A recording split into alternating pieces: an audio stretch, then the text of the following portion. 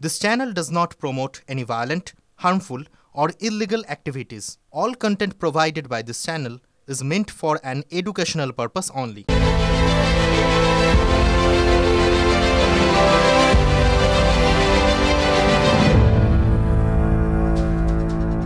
ঠোঁটকাটা এখন সময় back to back 10টা বড় খবর দেখে নেওয়া। শুরুতেই যে খবর দেখাবো, 1 নম্বর ব্রেকিং, পিসিআরকে বলবো দিতে। শাহরুখ এবং গৌরী খানের বিরুদ্ধে মানহানির মামলা, দিল্লি হাইকোর্টে মামলা দায়ের সমীর ওয়াংখেড়ের। ওয়েব সিরিজে ভুল ছবি দেখানোর অভিযোগে মামলা। ফের খবরে প্রাক্তন শুল্ক অফিসার সমীর ওয়াংখেড়ে। শাহরুখ পুত্রকে গ্রেপ্তার করে এর আগে শিরোনামে উঠে আসেন তিনি। পরের ব্রেকিং, এরাজ্যে পরিযায়ী শ্রমিককে পিটিয়ে খুনের অভিযোগ। মালদার পরিযায়ী শ্রমিককে কর্ণাটকে খুনের অভিযোগ।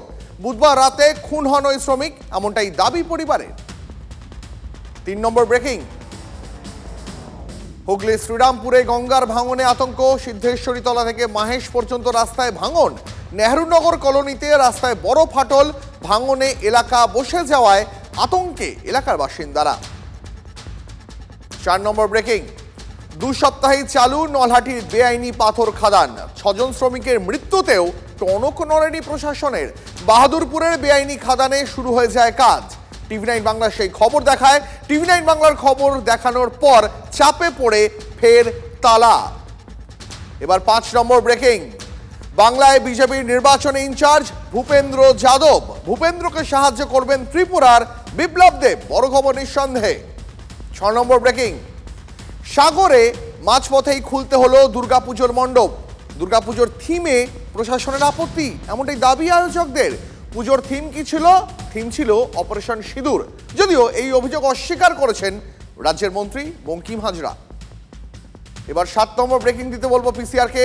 প্রিন্স আনোয়ার শাহ রোডের হোটেলে বড় আগুন। রুফটপ হোটেলে বিধ্বংসী আগুন।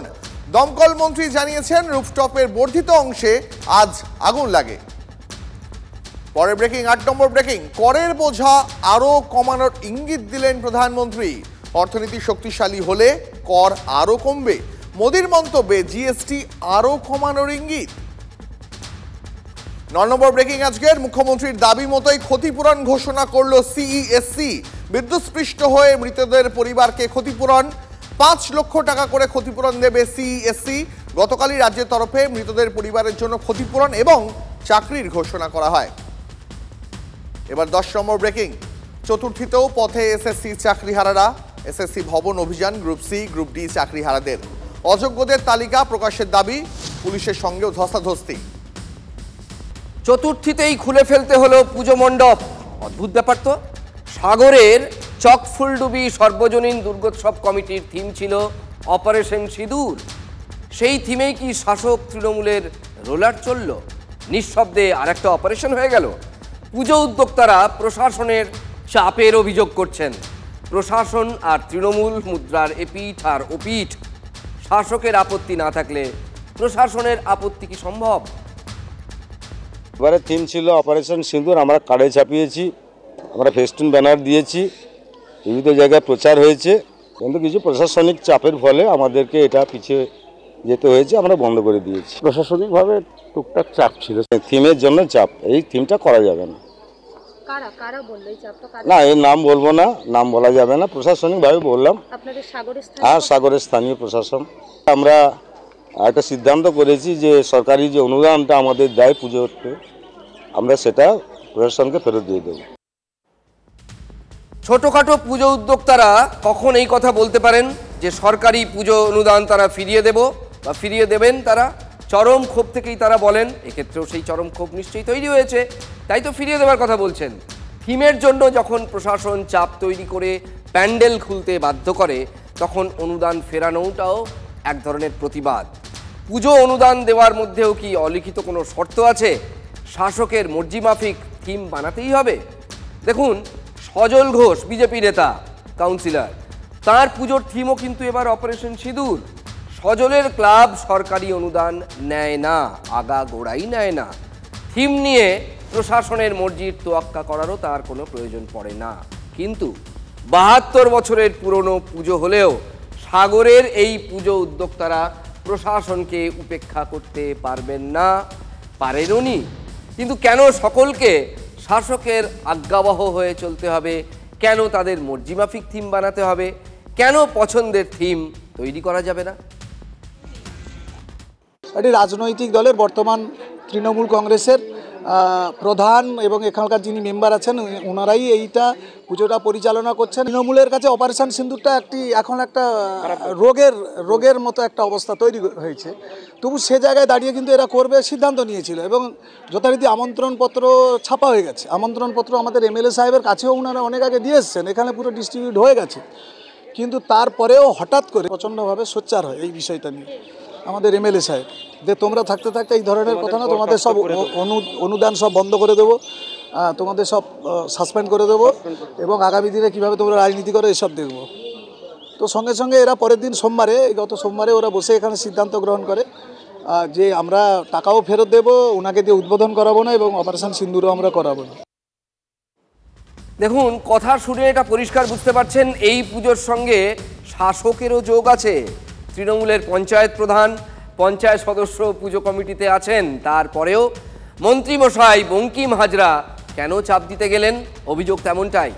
বঙ্কিমবাবুর কি কোনোভাবে মনে হয়েছে যে দলের শীর্ষ নেতৃত্বের কানে গেলে তিনি চাপে পড়ে যাবেন? অর্থাৎ এটা যদি থিম হতো তার নাম্বার কমবার আশঙ্কা আছে। তাই কি করে রাজনীতি করো মানে দেখে নেব গোছের হুমকি দিতে হচ্ছে তাকে। তারা কোন থিম নিয়ে পুজো করবে সেটা আমাদের কাছে কোনো খবর ছিল না। চারিদিকে একটা মিথ্যা অপপ্রচার হচ্ছে। এই কমিটির যারা নেতৃবৃন্দ যারা আছেন তারা ভারতীয় জনতা পার্টির সাথে ওরা দীর্ঘদিন ধরে যুক্ত, কিন্তু তারা অযথা আমাদের দলের বিরুদ্ধে একটা মিথ্যা অভিযোগ করছে। এবার আমাদের যেটা প্রধানের কথা বলা হচ্ছে গোবিন্দবাবু খুব পরিকল্পিতভাবে তার নামটাকে ছাপিয়ে দিয়ে এটাকে একটা রাজনীতি উদ্দেশ্যে এটাকে করার চেষ্টা করছে। প্রধানকে আমি জিজ্ঞেস করছিলাম, প্রধান বলছে আমি কিছুই জানি না, তাছাড়া ওই কমিটির সাথে আমাদের কোনো সম্পর্ক নেই, আমরা আবার কেন বাধা দিতে যাব। আমি যে কথা আগে বললাম, যে যার ধর্মের ইস্যু নিয়ে সেটা করতে পারে। মন্ত্রীমশাই, অপপ্রচার রাজনীতি ঠিক কোনটা বলুন তো? চাপ না দেওয়া সত্ত্বেও শুধু প্রচারের ফুটেজ খেতে বিজেপি মণ্ডপ খুলে নাটক করছে, আপনারা এটাই বলতে চাইছেন? এটা বিশ্বাস করতে হবে? তর্কের খাতিরে যদি এটা মেনেও নিই যে এটা বিজেপিরই পুজো এবং সেখানে সবাই বিজেপি, আচ্ছা তাও কি শেষ মুহূর্তে প্রশাসনকে কাজে লাগিয়ে চাপ দিয়ে মণ্ডপ খোলানো যায়, থিম বদলানোর কথা বলা যায়? এটা কোন তন্ত্র? দেখুন, অপারেশন সিঁদুরের পর নরেন্দ্র মোদী যখন এই বঙ্গে সফর করতে আসেন প্রথম, তখন মুখ্যমন্ত্রী বলেছিলেন সিঁদুর বেচতে এসেছেন প্রধানমন্ত্রী। কিন্তু পরবর্তীকালে আমরা দেখেছিলাম যে তৃণমূলও কিন্তু অপারেশন সিঁদুরে জওয়ানদের স্যালিউট জানাতে রাস্তায় নেমেছিল, মিছিল করেছিল। এটা তো অপারেশন সিঁদুর, গরিমাটা তো সেনার। রাজনীতির চোখে তৃণমূল অপারেশন সিঁদুরে হিন্দুত্ব দেখতেই পারে, কিন্তু দেশাত্মবোধের জায়গা থেকে কেউ যদি অপারেশন সিঁদুরকে পুজোর থিম করেন তাতে আপত্তির কি আছে? অপারেশন সিঁদুর হোক বা অন্য কিছু হোক, যদি সেটা দেশাত্মবোধক হয় তাহলে একটা দেশের সরকার সেটাকে বন্ধ কি করে করতে পারে? সেটা যদি নিয়ম মেনে হয়, নিরাপত্তাজনিত কোনো সমস্যা না থাকে, তাহলে সেটা হঠাৎ রাতারাতি কি করে বন্ধ হতে পারে? জিহাদিদের চাপে সরকার নিজের মাথা নিচু করে নিয়েছে। সরকার জিহাদি তুষ্ট করতে গিয়ে, তারা তাদের ভোট ব্যাংকে সন্তুষ্ট রাখতে গিয়ে তারা আজকে একটা পুজো বন্ধ করে দিয়েছে। একেবারেই এরকম বিষয় নয়। প্রথম কথা হচ্ছে যে উদ্যোক্তাদের আপনারা জানেন যে নির্দিষ্টভাবে জানাতে হয়, কারণ এখানে ল অ্যান্ড অর্ডার একটা ইস্যু থাকে। ল অ্যান্ড অর্ডার ইস্যুর সাথে সাথে আরও আনুষঙ্গিক বিষয় থাকে। সবচেয়ে বড় কথা, দেশের সেনাবাহিনী রাজনীতি করবার জায়গা নয়, রাজনীতি করবার অঙ্গন নয়। সমস্ত কিছুর ঊর্ধ্বে সেনাবাহিনীকে রাখা উচিত। এটা আমাদের দেশের জন্য মোস্ট আনফর্চুনেট, সেনাবাহিনীকে আজকে রাজনীতির দাবার বুড়ে করা হচ্ছে। এবার আপনাদের একটা অদ্ভুত খবর শোনাবো, পরের খবরটা। ভর্তি দুপুরবেলা বা ভর দুপুরবেলা বহুরূপীর খেলা। আমরা কি বলতাম ছোটবেলায়? ভূতে মানে ঢেলা। একই অঙ্গে কত রূপ, দেখলে মনে হবে দুয়ারে এসেছেন স্বয়ং দেবাদিদেব মহেশ্বর। যিনি সমস্ত দোষ গুণের ঊর্ধ্বে ত্রিগুণাতীত, ছাই ভস্ম মেখে ঘুরে বেড়ান। কিন্তু তার কাণ্ড দেখে ভুল ভাঙল আরামবাগের আড্ডপাড়ার বাসিন্দাদের। বলছি এক বহুরূপীর কথা। আসলে তো বহুরূপীর ভেগ ধরে পাড়ায় পাড়ায় চুরি করাই তার মতলব বা টার্গেট। শিব সেজে গৃহস্থের বাড়িতে চুরি, তবে হাতে নাতে ধরা পড়ে গেল সেই চোর। তারপর বহুরূপী চোরকে উত্তম মধ্যম বহুরূপে সম্মুখে তোমার তুলে দেওয়া হয় পুলিশের হাতে।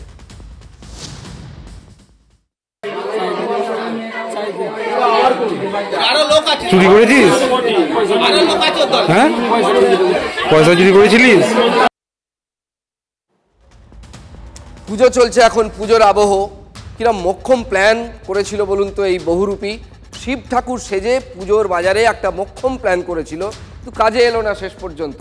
শুরুতেই জারিজুরি সব শেষ। এবার আপনাদের আরও একটা মারাত্মক কাণ্ড দেখাবো। জাস্ট কল্পনার বাইরে। একটা কথা আছে, শুনেছেন নিশ্চয়ই আপনারাও, যে কর্ম করে যাও ফলের আশা করো না। কিন্তু এক্ষেত্রে গোটা কর্মকাণ্ডই চলছে ফলের আশায়। আম গাছে কেলেঙ্কারি কাণ্ড পুরো। যেখানে আম নেই, আম গাছে কি থাকার কথা বলুন তো? আম। কিন্তু ফল আছে। ধাঁধার মতো লাগছে বিষয়টা, আমি পরিষ্কার করে দিচ্ছি। মালদায় আরও একটা ভয়ঙ্কর কীর্তি ফাঁস। কীভাবে অপরাধীরা অপরাধ করতে শিখেছে দেখুন। সেখানে আম গাছে আমের ফলন পরের কথা, আগে অন্য কিছুর চাষ হচ্ছে। কি জানেন? ডালে ডালে ঝুলছিল একটার পর একটা কাপড়ের পুঁটলি। তাতে কি ভরা ছিল? তাতে মাদক ভরা ছিল, নেশার মাদক। ঠিক শুনেছেন, মাদক, ব্রাউন সুগার। পুলিশ গিয়ে সেই সব পেড়ে আনলো আম গাছ থেকে। এবার বলুন, কখনো ভাবতে পেরেছিলেন যে আম গাছে মাদক থাকবে, আম থাকবে না? এমনটা হয়। অর্থাৎ অপরাধী যারা, তারা কত রকমের ছক কষে। আম গাছে আম পাওয়া যাবে, এটাই তো নর্মাল। কিন্তু এ তো কোনো নর্মাল ব্যাপার নয়, এটা তো আম ব্যাপার স্যাপার নয়, দেখা যাচ্ছে একটু অন্য রকমের। পুলিশ সূত্রে খবর পেয়েছিল পুলিশ, যে তারপরই সেখানে অভিযান। কেউ জানতো না যে এইরকম একটা দৃশ্য দেখতে হবে। সবাই প্রায় ভিড়বি খাওয়ার জোগাড়। কালিয়াচক থানার গোপালগঞ্জ ফাঁড়ির পুলিশ এই অভিযান চালিয়েছে, কৃতিত্বই বলতে হবে এটা। আর আরামবাগে আমবাগানে হানা, এবং সেখানে আম গাছে শুকানো হচ্ছিল ওই মাদক। মানে এইটা ওখানে দিনের পর দিন চলছিল, পুঁটলিতে ভরা, ডালে ডালে ঝোলানো। দেখেই সবার একেবারে চোখ কপালে উঠে গেছে তদন্তকারীদের। একাত্তা নয়, গোটা গাছ জুড়ে মাদক ঝুলছে এবং শুকোচ্ছে। উদ্ধার হয়েছে কম করে 39 কেজি ব্রাউন সুগার। শুনতে কোনো ভুল নেই, আমিও ঠিক বলছি, 39 কেজি। একটা বড় সড়ো চক্র এর পেছনে জড়িত। তবে সব থেকে অবাক হয়েছে পুলিশ একটাই কারণে, তার কারণ এইরকম ঘটনা কিন্তু অহরহ দেখা যায় না। সবাইকে পুলিশ এখনো পর্যন্ত ধরতে পারেনি এই ঘটনায়। হাতে আসার আগেই অনেকে পগার পার হয়ে গেছে। তবে 3 জনকে গ্রেফতার করা হয়েছে, আশা করা যায় বাকিরাও ধরা পড়বে। আমরা জানি অ্যারাউন্ড 10-15 লোক ছিল, বাকি আমরা কনফার্ম করছি। আর ওর মধ্যে আমরা 3টা লোককে ধরতে পেরেছি। এটা 39 কেজি ওখানে প্রিপেয়ার হচ্ছিল, তো ওখানে সাসপেন্ডেড ফর্মে আমরা ওখানে পেয়েছি। তারপরে আমরা ওটাকে প্যাক করেছি। ওখানে 2টা কন্টেনার ছিল, ওটা ওর মধ্যে প্যাক করা হয়েছে।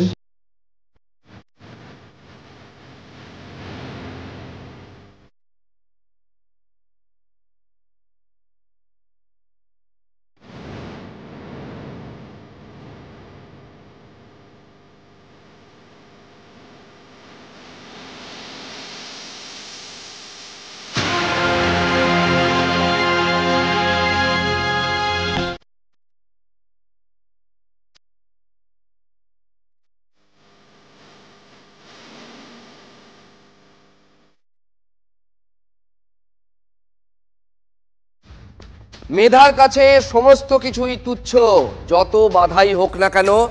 বাধার থেকে মেধা অনেক বড়। বাধা মেধার কাছে নগণ্য। কোনো বাধাই বাধা নয়, শুধু লেগে থাকতে হয়, লাগে রাহো। একাগ্রতা থাকলে সাফল্য আসবেই যে কোনো ক্ষেত্রে, আজ নয়তো কাল। শুধু ধৈর্য ধরে সেই সময়টার অপেক্ষা করতে হয় মানুষকে। সেই ধৈর্যের পরীক্ষা দিয়েই বাংলার ছেলে, মফস্বলের স্কুল শিক্ষক নীলাঙ্কুশ আচার্য সেরা বিজ্ঞানীর সারিতে নিজেকে নিয়ে এসেছেন। দেখুন।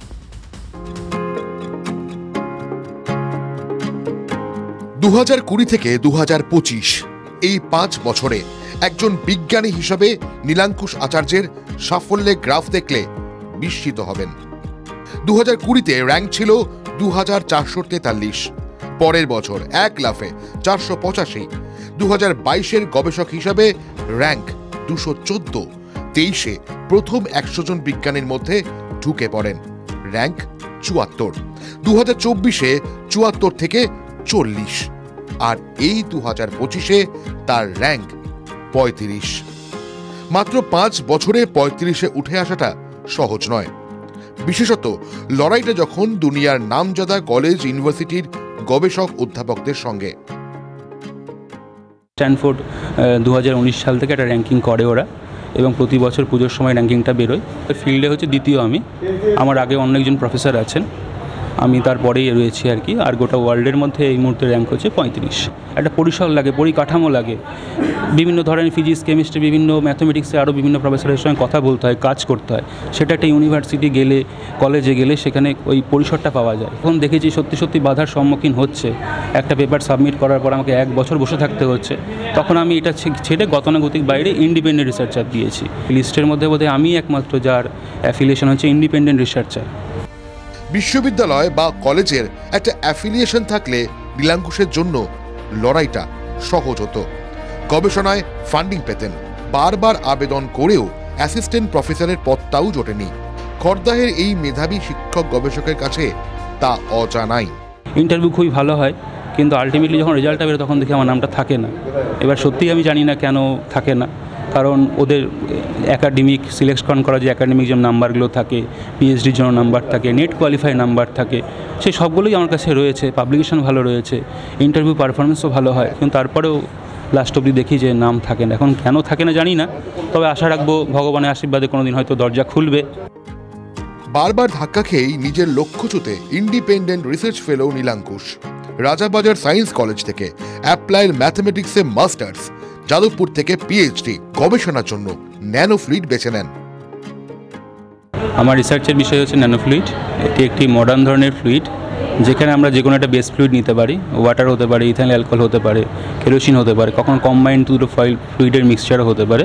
তার মধ্যে কিছু কিছু মেটাল অক্সাইড বা কার্বন ন্যানোটিউবের কিছু কম্পাউন্ড বলতে একদম ন্যানো লেভেলে গিয়ে যে কম্পাউন্ডগুলো হয়, খুবই ক্ষুদ্র, সেগুলো মেশানোর ফলে যে নতুন যে ফ্লুইডটা হয়, সেই ফ্লুইডটা গতানুগতিক যে আমাদের ফ্লুইডগুলো রয়েছে তার থেকে অনেকটা আলাদা। মানে এই মিশ্রণের মধ্যে তার সমস্ত যে থার্মাল বা অন্যান্য যে প্রপার্টিগুলো থাকে সেগুলো পাল্টে যায়। এর প্রয়োগ ইঞ্জিনিয়ারিংয়ে বিভিন্ন সেক্টরে রয়েছে, যেমন আপনার কুল্যান্ট হিসেবে ধরুন, কোনো বড় একটা ধরুন সোলার রিসিভারে হতে পারে, হিট এক্সচেঞ্জারে হতে পারে, মেডিকেলেও এর অ্যাপ্লিকেশন প্রচুর। নীলাঙ্কুশ চায় এই গবেষণায় সে 1 নম্বর হতে সারা পৃথিবীর মধ্যে। প্রতি মুহূর্তে সেই চ্যালেঞ্জ সামনে রেখে তার গবেষণা এগিয়ে যাচ্ছে। লক্ষ্য একটা, এই ন্যানো ফ্লুইডের গবেষণায় পৃথিবীর মধ্যে 1 নম্বর হওয়া। এই ইচ্ছা শক্তিটাই বড় কথা। ইচ্ছে শক্তিই সাফল্যের পথ তৈরি করে দেয়। নীলাঙ্কুশ নিশ্চয়ই একদিন সাফল্যের শিখরে পৌঁছবে।